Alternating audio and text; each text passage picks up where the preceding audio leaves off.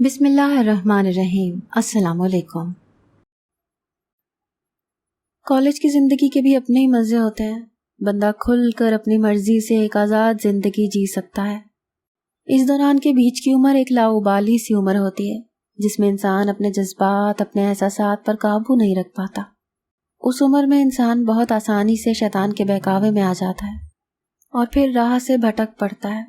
اس کو وہی راہ صحیح لگتی ہے جس پر شیطان اس کو چلا رہا ہوتا ہے۔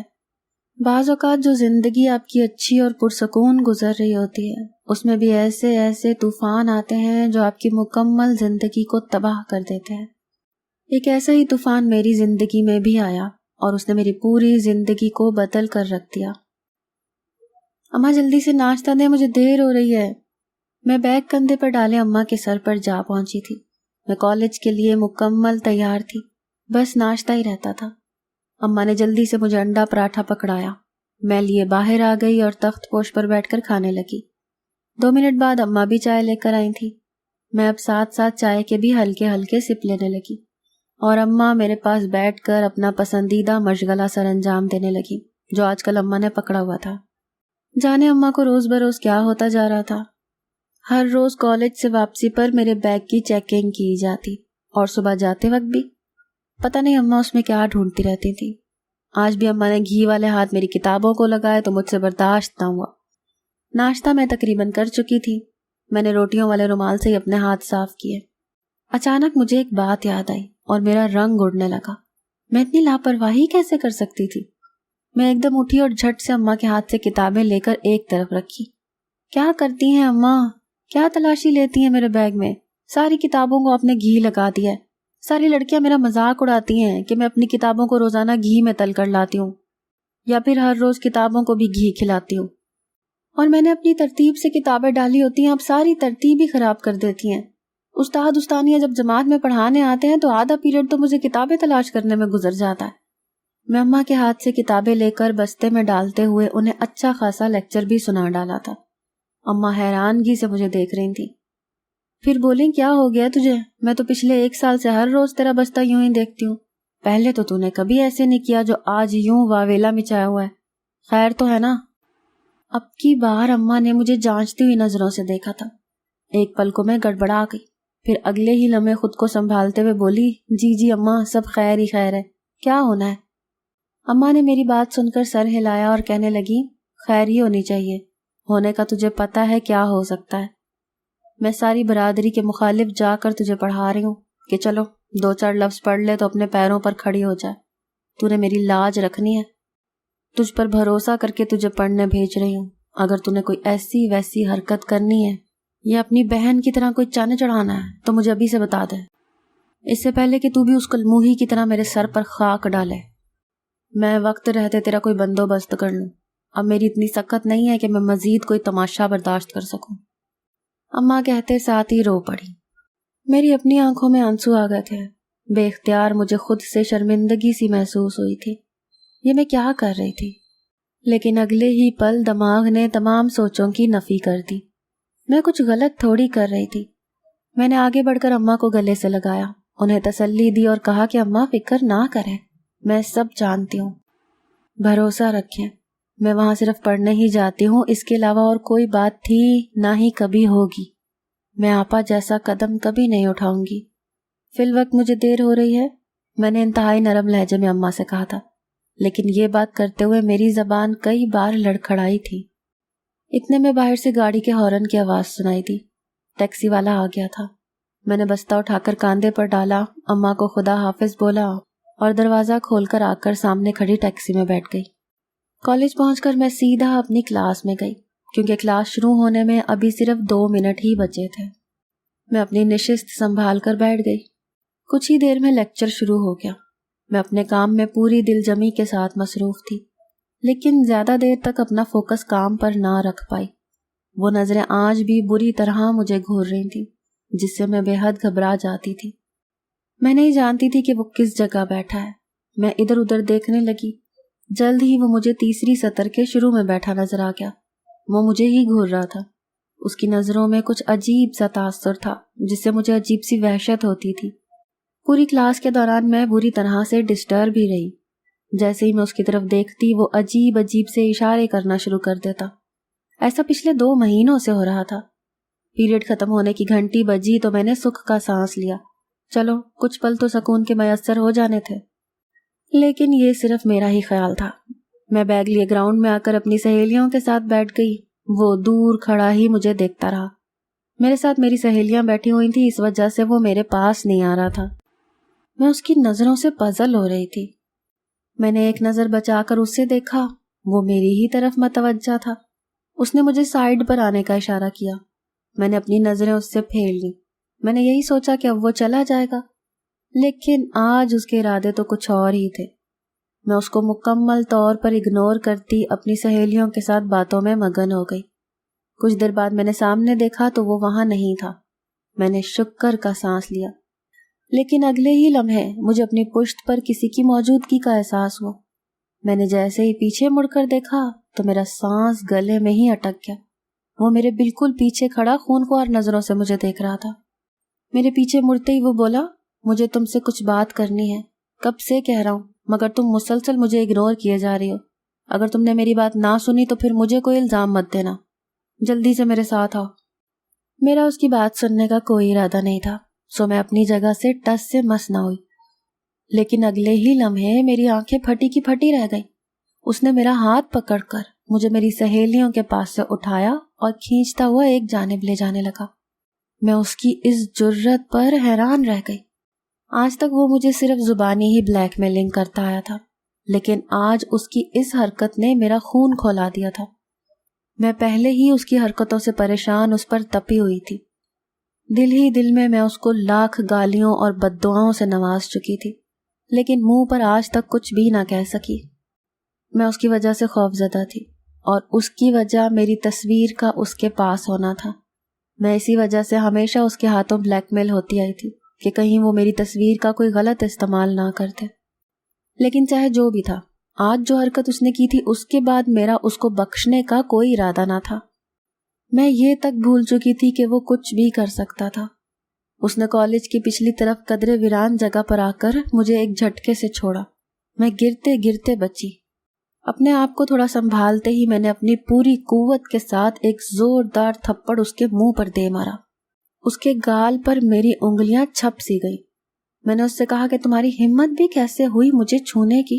سمجھ کیا رکھا ہے تم نے مجھے؟ کب سے تنگ کیے جا رہے ہو؟ مسئلہ کیا ہے تمہارے ساتھ؟ زندگی عذاب بنا کر رکھ دی ہے میری، میرا ذہنی سکون تک برباد ہو گیا ہے، کیوں میرے پیچھے پڑے ہو؟ میں ایسی ویسی لڑکی نہیں ہوں، پلیز میرا پیچھا چھوڑ دو۔ میں روتے ہوئے نیچے بیٹھ گئی تھی۔ آخر کب تک برداشت کرتی میں یہ سب؟ میری آنکھوں سے تیزی سے آنسو بہ رہے تھے۔ وہ کچھ دیر یوں ہی کھڑا مجھے دیکھتا رہا، پھر گھٹنوں کے بل میرے پاس بیٹھا اور بولا، صرف ایک بار میری بات سن لو، میرے ساتھ چلو۔ اس کی ایک ہی بات سن کر میں تھک چکی تھی۔ میں نے روتے روتے سر اٹھایا اور کہا کہ نہیں جانا مجھے کہیں بھی، نہیں سننی تمہاری کوئی بھی بات۔ کتنی مرتبہ تمہیں بتا چکی ہوں کہ مجھے تمہاری کسی بھی بات میں کوئی دلچسپی نہیں ہے، جاؤ یہاں سے، دوبارہ مجھے پریشان مت کرنا۔ میں نے اس کے سامنے ہاتھ جوڑ دیے۔ اس نے عجیب سی نظروں سے مجھے دیکھا اور کہنے لگا کہ ٹھیک ہے، چلا جاتا ہوں۔ جب تم نے فیصلہ کر ہی لیا ہے کہ میری کوئی بات نہیں سننی تو پھر یہی صحیح، چلا جاتا ہوں میں۔ اس کے بعد جو تمہارے ساتھ ہوگا اس کا الزام مجھے مت دینا، اپنی بربادی کی ذمہ دار تم خود ہوگی۔ اب کی بار اس کے لہجے میں برف کی چٹانوں جیسی سختی تھی۔ میں نے بے ساختہ جھرجھری سی لی تھی۔ وہ اپنی بات کہتے ساتھ ہی لمبے لمبے ڈگ بھرتا وہاں سے نکل گیا تھا۔ پیچھے میں پریشانی میں گھری کھڑی تھی۔ اس کے لہجے سے ہی پتہ چلتا تھا کہ وہ اپنے کال کا کتنا پکا ہے۔ جانے وہ اب کیا کرنے والا تھا۔ اگر سچ میں اس نے میری زندگی برباد کر دی یا اس نے کسی کو ماجد کے بارے میں بتا دیا تو یہ سوچ کر ہی میرے رونگٹے کھڑے ہو گئے۔ میں بہت بری طرح پھنس گئی تھی۔ اس کے پاس تو میری تصویریں بھی تھی، اگر اس نے وہ نیٹ یا سوشل میڈیا پر چڑھا دیں تو نہیں، وہ ایسا کچھ نہیں کرے گا۔ میں خود سے ہی بولے جا رہی تھی اور خود ہی خود کو تسلیاں بھی دے رہی تھی۔ کافی دیر کے بعد میں وہاں سے اٹھی، اپنا حلیہ درست کیا اور سیدھا آفس میں آئی۔ وہاں آ کر میں نے ہاف لیو لی اور پیدل ہی گھر آ گئی۔ میں نے فیصلہ کر لیا تھا کہ مجھے کیا کرنا چاہیے، لیکن میں اس بات سے بالکل انجان تھی کہ میرا یہ فیصلہ مجھے کس قدر مصیبت میں ڈال سکتا ہے۔ میرا نام عدیلہ ہے، میری عمر 28 سال ہے، میرا تعلق ضلع نواب شاہ سے ہے، میں بلوچ خاندان سے ہوں۔ یہ کہانی اس وقت کی ہے جب میری عمر 17 برس تھی اور میں 12ویں میں پڑھتی تھی۔ میں اپنے اماں ابا اور بہن کے ساتھ رہتی تھی۔ میرے ابا جاگیردار تھے، ان کی کئی ایکڑ زمین تھی۔ نواب شاہ میں ابا کی کافی ساکھ اور جان پہچان تھی۔ ابا کا کوئی بیٹا نہ تھا جو ان کے ساتھ ان کے کام میں ہاتھ بٹاتا۔ وہ سارا دن زمینوں کے کاموں میں مصروف رہتے تھے۔ میری اماں گھریلو خاتون تھی۔ اماں اور ابا ہم دونوں بہنوں سے بے حد پیار کرتے تھے۔ ہمیں خاندان کی باقی لڑکیوں کے مقابلے میں کافی آزادی میسر تھی۔ باہر آنا جانا، گھومنا پھرنا، ان چیزوں پر ہمیں کبھی کوئی روک ٹوک نہ ہوئی تھی۔ یہی وجہ تھی کہ ہم بہنیں خود کو دوسری لڑکیوں سے اوپر سمجھتی تھیں۔ نہ جانے یہ فطرت کہاں سے ہم میں آ گئی تھی۔ پڑھائی کے معاملے میں بھی ابا نے کوئی روک ٹوک نہ کی تھی۔ میری بہن نے 10ویں پاس کی تو اس نے ابا سے کالج میں داخلہ لینے کی خواہش کر دی۔ اس کی اس خواہش پر مجھ سمیت سارے حیران ہوئے تھے، کیونکہ میری بہن شروع سے پڑھائی سے دور بھاگتی تھی۔ پڑھائی کے نام پر اس کی جان جاتی تھی۔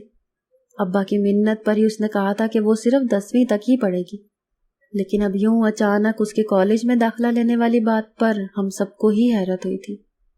خیر، ابا نے مثبت جواب دیا تھا، لیکن یہاں مسئلہ کالج کا تھا۔ ہمارے گھر کے پاس کوئی بھی گرلز کالج نہ تھا، بلکہ کالج ایک ہی تھا اور وہ لڑکے اور لڑکیوں کا کمبائن کالج تھا۔ ابا کو چونکہ ہم پر پورا بھروسہ تھا تو اسی کالج میں میری بہن کا داخلہ ہو گیا۔ میری بہن روزانہ بڑی خوشی خوشی کالج جانے اور آنے لگی۔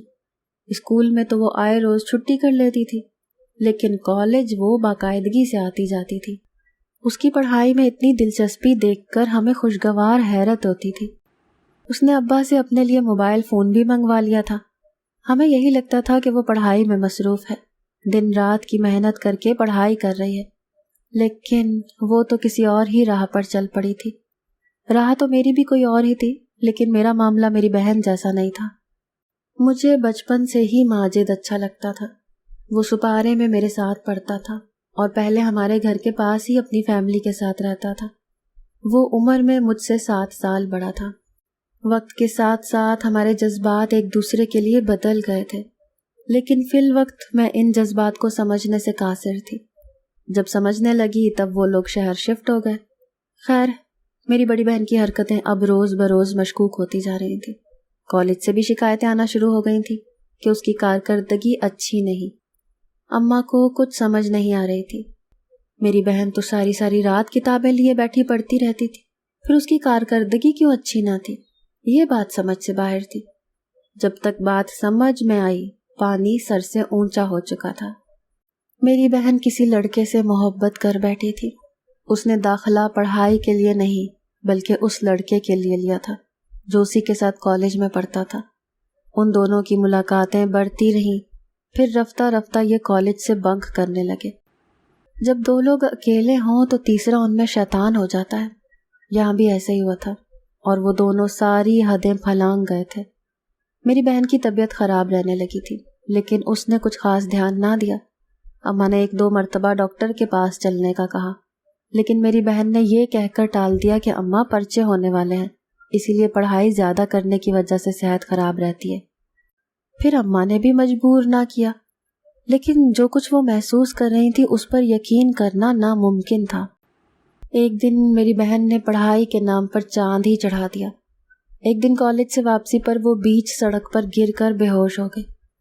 محلے کے لوگ اسے قریبی کلینک لے کر گئے۔ کچھ ہی دیر میں پورے گاؤں میں یہ بات کسی آگ کی طرح پھیل گئی کہ جاگیردار کی بیٹی بن بیاہی ماں بننے والی ہے۔ ہمارے لیے یہ خبر کسی قیامت سے کم نہ تھی۔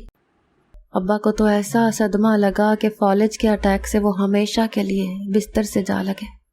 اماں بھی ہر طرف منہ چھپاتی پھر رہی تھی۔ خاندان اور برادری والے طرح طرح کی باتیں کر رہے تھے۔ میری بہن نے یہ قدم اٹھا کر صرف اپنی ہی نہیں بلکہ میرے سمیت خاندان کی تمام لڑکیوں کی شامت بلوائی تھی، جن کے ماں باپ نے میرے اماں ابا کو دیکھ کر اپنی بچیوں پر سختی کم کی تھی۔ انہوں نے انجام دیکھا اور پھر سے لگامیں کھینچی۔ اماں نے اگلے 2 دن میں ہی اس لڑکے کی ساری معلومات نکلوا کر میری بہن سے اس کا نکاح پڑھوا کر میری بہن کو ہمیشہ کے لیے اس کے ساتھ رخصت کر دیا۔ ارادہ تو تھا کہ اسے جان سے ہی مار دیتی، لیکن اس کے ساتھ جڑے وجود پر ترس کھا کر چھوڑ دیا اور اسے کہا کہ دوبارہ کبھی ہمارے سامنے آنے یا ہم سے رابطہ کرنے کی کوشش بھی نہ کرنا، نہیں تو اس مرتبہ تمہیں چھوڑ دیا ہے، اگلی بار میں سیدھا تمہارا گلا گھونٹ دوں گی، تم آج سے مر گئی ہو ہمارے لیے۔ میری بہن کو اندازہ نہیں تھا کہ بات اس قدر بڑھ جائے گی۔ اس دن وہ روتے ہوئے ہمیشہ کے لیے ہمارے گھر سے رخصت ہو گئی۔ پیچھے رہ گئے میں، اماں اور ابا۔ میں نے اس سب کے بعد خود ہی کالج چھوڑ دیا تھا۔ محلے والے منہ نہ نکالنے دیتے تھے۔ اماں جلد از جلد مجھے بھی کسی کے پلو سے باندھ دینا چاہتی تھی۔ انہوں نے ایک دو جگہ میرے رشتے کی بات بھی کر لی تھی۔ میں دن رات آپی کو کوستی تھی، جس کی وجہ سے میرے ساتھ یہ سب کچھ ہو رہا تھا۔ کچھ ہی دن کے بعد اماں نے ایک رشتہ فائنل کر دیا۔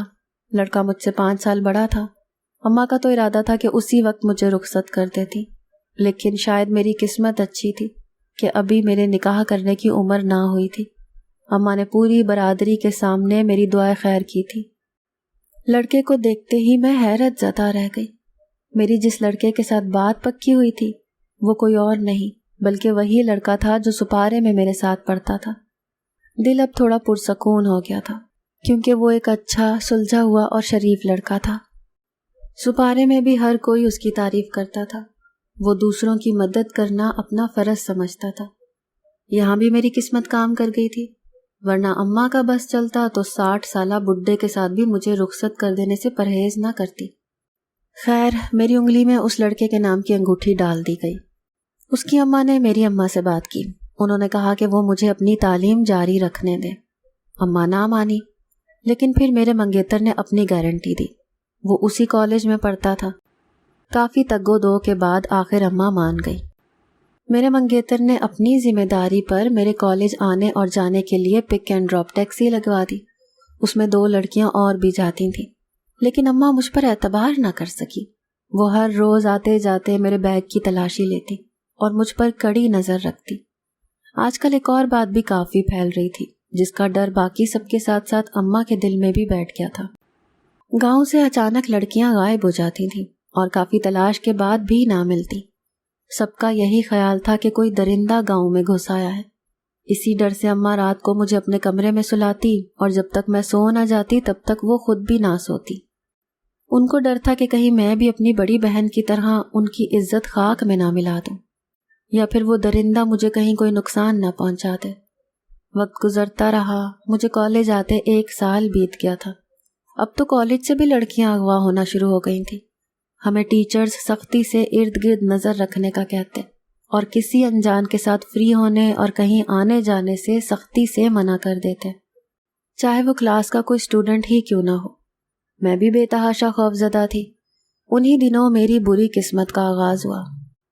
ایک دن میں گراؤنڈ میں بیٹھی تھی جب میری کمر پر دھپ سے کوئی چیز آ کر لگی۔ میں پیچھے مڑی تو ایک پتھر میرے پیچھے پڑا تھا، اس کے ساتھ ایک کاغذ بھی تھا۔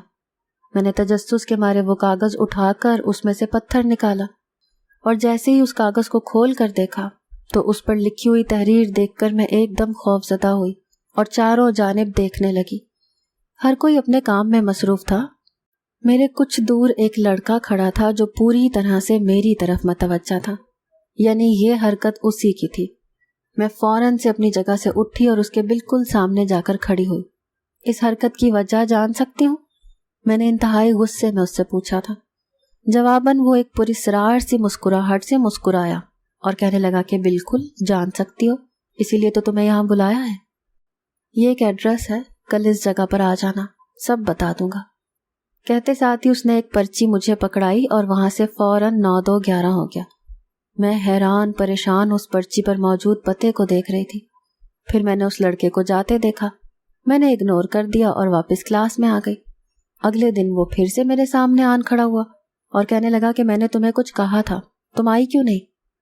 تو میں نے اس سے کہا کہ تم ہو کون اور کیوں بلا رہے ہو مجھے؟ میرے سوال پر وہ پھر سے مسکرایا تھا۔ شاید اسے بات بے بات مسکرانے کی عادت تھی۔ اپنی عادت پوری کرنے کے بعد اس نے اپنی جیب میں ہاتھ ڈالا اور ایک تصویر نکال کر میرے سامنے کی۔ تصویر دیکھ کر میرے پیروں تلے سے زمین نکل گئی۔ وہ میری ہی تصویر تھی۔ میں ہراساں نظروں سے چاروں جانب دیکھنے لگی۔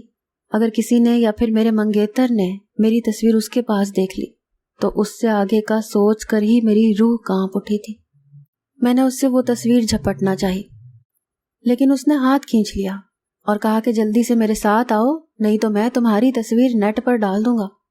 وہ چاروں جانب بار بار دیکھ رہا تھا۔ اس سے پہلے کہ میں اسے کوئی جواب دیتی، وہ ایک دم مڑ کر تیز تیز قدم چلتا وہاں سے نکل گیا۔ پھر تقریباً روز ہی ایسا ہونے لگا۔ وہ مجھے بلیک میل کرتا، مجھے اپنے ساتھ کبھی کہاں تو کبھی کہاں چلنے کو کہتا، لیکن پھر خود ہی اچانک غائب ہو جاتا۔ مجھے شک ہو گیا تھا کہ یہی ہے وہ جو لڑکیوں کو اغوا کرتا ہے۔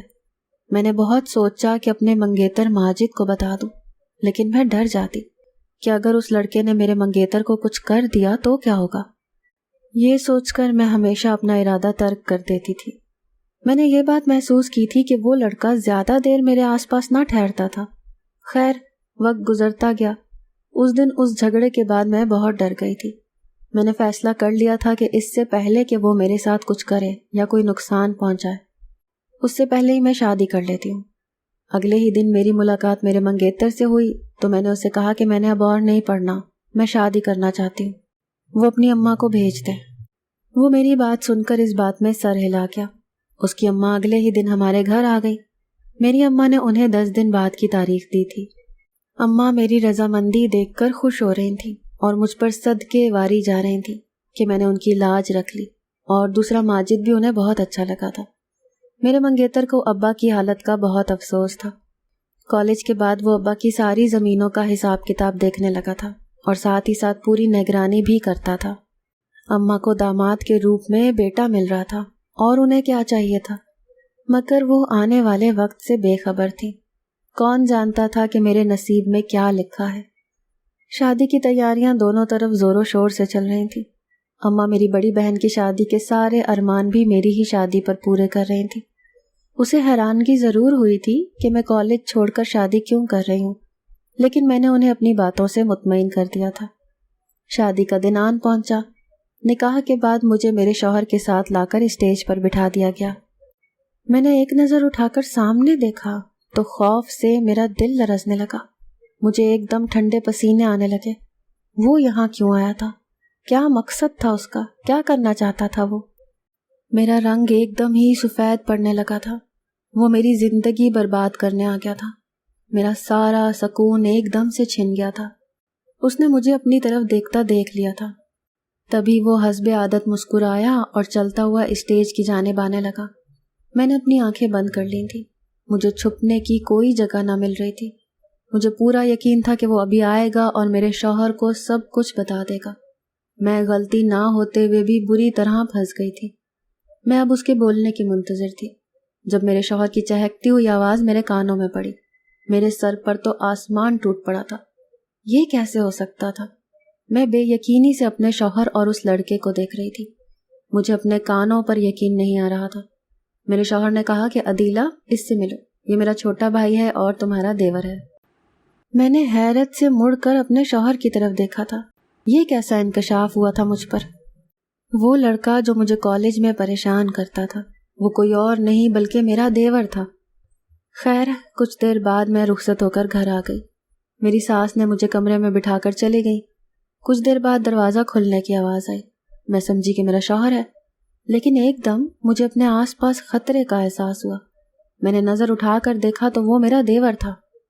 وہ اندر آیا اور اس نے دروازہ اندر سے بند کر لیا۔ میں چیخ چلا بھی نہیں سکتی تھی۔ کوئی پوچھتا تو میں اسے کیا بتاتی؟ وہ قدم قدم چلتا میرے قریب آ رہا تھا۔ وہ آ کر میرے پاؤں کے قریب بیٹھ گیا۔ میں ایک دم اچھل کر بیڈ سے نیچے اتر کر کھڑی ہوئی۔ وہ میرے اٹھتے ساتھ ہی اٹھ کر میرے سامنے آ کھڑا ہوا اور ایک دم مجھے بازوؤں سے پکڑ کر دروازہ کھول کر کمرے سے باہر نکل آیا۔ جانے وہ کیا کرنے والا تھا؟ میری زبان پر تو جیسے تالے پڑ گئے تھے۔ وہ اوپر والے پورشن سے نیچے آیا اور وہ مجھے لیے ایک راہداری سے گزر رہا تھا۔ ایک جگہ جا کر راہداری کا اختتام ہوا۔ یہاں ایک بند دروازہ تھا۔ اس نے وہ دروازہ کھولا اور نیچے اترنے لگا۔ یہ اس گھر کی بیسمنٹ تھی۔ بیسمنٹ میں پہنچ کر میرے دیور نے میرا ہاتھ چھوڑا۔ میں نے اسے کہا کہ تم مجھے یہاں کیوں لائے ہو؟ دیکھو، مجھے جانے دو، میں تمہارے بھائی کی عزت ہوں، تمہاری بھابھی ہوں۔ میری بات سن کر اس نے غصے سے اپنا ہاتھ دیوار پر دے مارا۔ اسی بات کا تو افسوس ہے کہ تم میری بھابھی ہو۔ کب سے تمہیں بتانے کی کوشش کر رہا تھا کہ ماجد سے شادی مت کرو، وہ تمہارے لائق نہیں ہے، لیکن تم میری بات سنتی تو تب نہ۔ کتنی کوشش کی تھی میں نے تمہیں بچانے کی، لیکن تم نے خود ہی کنویں میں چھلانگ لگائی ہے۔ وہ تمہارا نام نہاد شوہر، جس پر تم نے آنکھیں بند کر کے یقین کیا ہے، وہ اس قابل ہی نہیں کہ اس پر بھروسہ کیا جا سکے، اور تم بے وقوف لڑکی، کیا کہوں اب تمہیں۔ میرا دیور بہت غصے میں لگ رہا تھا، لیکن وہ میرے شوہر کے بارے میں جو بکواس کر رہا تھا وہ مجھے ہرگز منظور نہ تھی۔ اس سے پہلے کہ میں کچھ کہتی، اس نے آگے بڑھ کر ایک جھٹکے سے سامنے کا دروازہ کھول دیا۔ اندر کی حالت دیکھ کر میں خود سے ہی نظریں چرانے لگی۔ یہ سب کیا ہے؟ میں نے چلاتے ہوئے اپنے دیور سے پوچھا تھا۔ اس نے جو کچھ بتایا میرے لیے اپنے پیروں پر کھڑا رہنا مشکل ہو گیا۔ میرا شوہر، جسے سارے شریف، نیک اور دوسروں کی مدد کرنے والا سمجھتے تھے، وہ اصل میں بہت بڑا اسمگلر تھا۔ اس کے علاوہ بھی وہ بہت سی اخلاقی برائیوں میں مبتلا تھا۔ ہر غلط کام کرنے کا ٹھیکہ جیسے اسی نے لے رکھا تھا۔ پچھلے عرصے چھاپے پڑنے سے اس کو کروڑوں اربوں کا نقصان ہوا تھا، لیکن خود وہ انتہائی چالاکی سے سب کی نظروں سے بچ گیا تھا۔ اس کا سرمایہ کم پڑ گیا تھا، اس کی ڈیلنگ رک گئی تھی۔ اسی لیے اس نے مجھ سے شادی کی، کیونکہ میرے پاس بے شمار دولت اور جائیداد تھی۔ اس کی پاور اتنی زیادہ تھی کہ آج تک اس نے کبھی اپنے پیچھے کوئی ثبوت نہ چھوڑا تھا۔ سب کے سامنے وہ انتہائی نیک اور پرہیزگار بن کر رہتا تھا، لیکن اصل میں وہ کیا تھا، یہ جان کر میری روح نکلنے لگی۔ میرا شوہر ہی وہ درندہ تھا جو گاؤں اور کالج سے لڑکیوں کو اغوا کرتا تھا۔ میرا دیور مجھ سے محبت کرتا تھا، لیکن جب اسے پتا چلا کہ اس کا بھائی مجھ سے شادی کر رہا ہے تو اس نے مجھ سے بات کرنے کی، مجھے سمجھانے کی کوشش کی۔ وہ مجھے بلیک میل بھی کرتا رہا، لیکن میرے شوہر کے ڈر کی وجہ سے کبھی زیادہ دیر میرے پاس نہ رکتا تھا۔ میں کھڑی اپنی قسمت پر ماتم کر رہی تھی۔